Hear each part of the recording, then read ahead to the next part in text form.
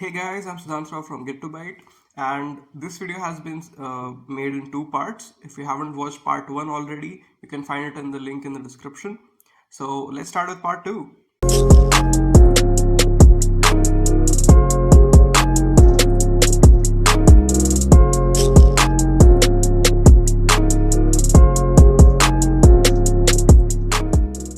So first of all, we'll draw the boundary.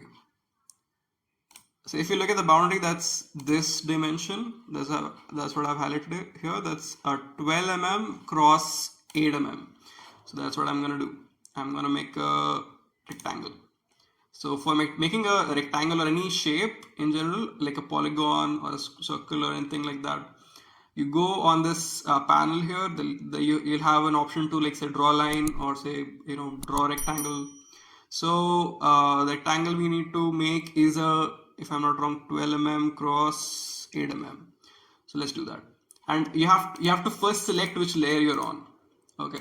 So you're on the silk screen. So if you don't know what a silk screen is, go watch that first video in the physics and manufacturing series again. So that'll give you a good idea. Okay. So here we go.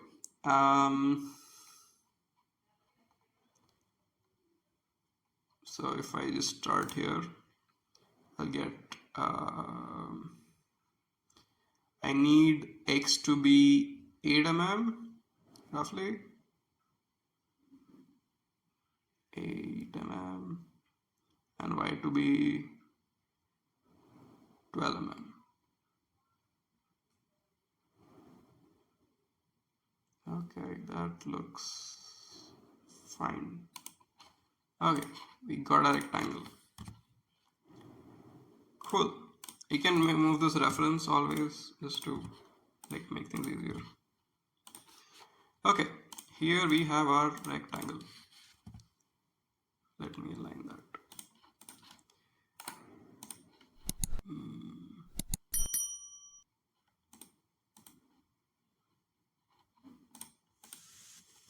Okay, I was not on the correct grid. My fault. Yeah, appears to be fine. Okay, so let's go for the first dimension. So this is gonna be 3 mm from the top left. That's there. Then 2 mm from the top left. Right. So if we go there, so this is where we have to place our through hole. So to place any pad or any through hole, you go click on add a pad. There you go. Then you just align it properly. Then there you are. You have added this pad. Now what you need to also do is check once what the thickness of your pins are, so that you can actually place the component through the hole. That is what you need to check, but I think like this the current diameter is sufficient. So now I can get rid of these dimensions. Okay, now what I want to do is also place the other hole, right? So that is 6.5 mm cross 7 mm. So let's go do that. We'll go 6.5 cross 7. All right. So what I'm doing here is using this tool. It's called, it is for getting dimensions on your footprint editor. Now I have to place another pad right here. So if I go with this alignment, I'm going fine. We get to 7 mm and then I place my other through hole. Okay, so I can just get rid of the dimensions again. So now we are pretty close to finishing everything. Now one more thing you need to add. There is something called courtyards. So rather margins. One thing you should take care of is whenever you are, say, placing any footprint on your PCB, the footprint might overlap with some other footprint slightly. So you want to avoid that. So there's an inbuilt layer which Kicad calls margin. What this allows you to do is, inside the footprint file, it will define a boundary. So if you ever exceed, like if you ever by mistake place another footprint which is overlapping with this one, you would be like informed through the software that you're doing something wrong. So I'll go on this layer now, margins. I'll go select a square, like a rectangle. I'll just draw this same boundary.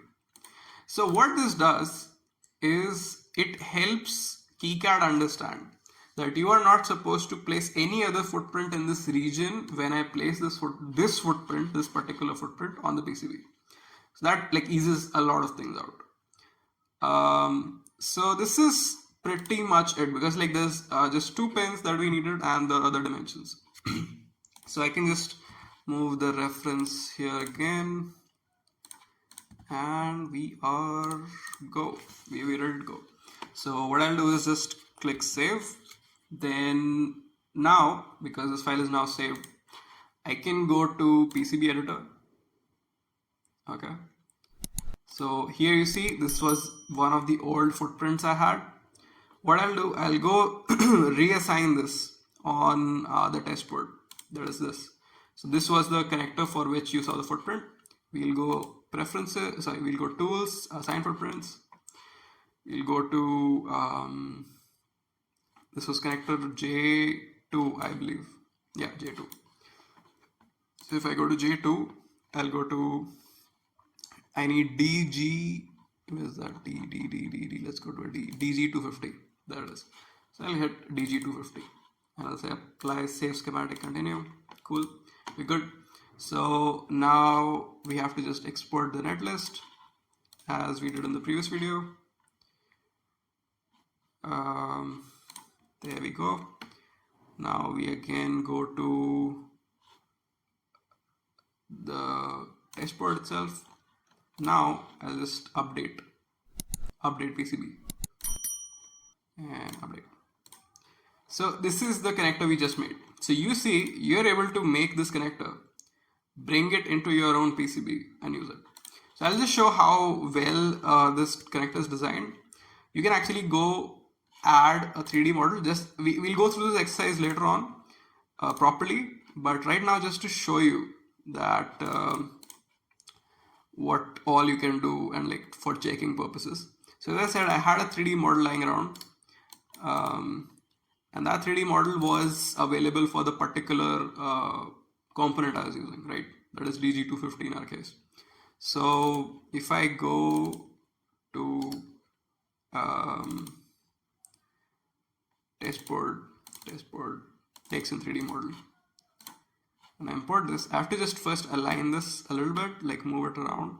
So I'll go for Y rotation, maybe, wait, we need rotation in X, yeah. Now I just need to get an offset. So offset in Z. And there we go. So you see, both the pins, they pass exactly through that hole. And you see the boundary is also just in line with the amount of place this connector takes on the PCB itself.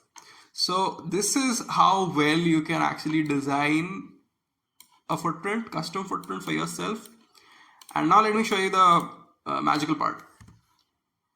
If I by mistake pass any of these other components, you see it goes red and shows, hey, you made a mistake. You're not supposed to place it here.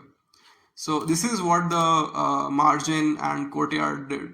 So that's about it for this video. In the next video, we'll see more stuff related to how do you do a little bit of routing. Then we'll actually be able to build a whole PCB. So that's it for now. I hope to see you in the next one. So that's it for now. Like the video, subscribe the channel and press the bell icon to get notified for new videos, and share it with your friends.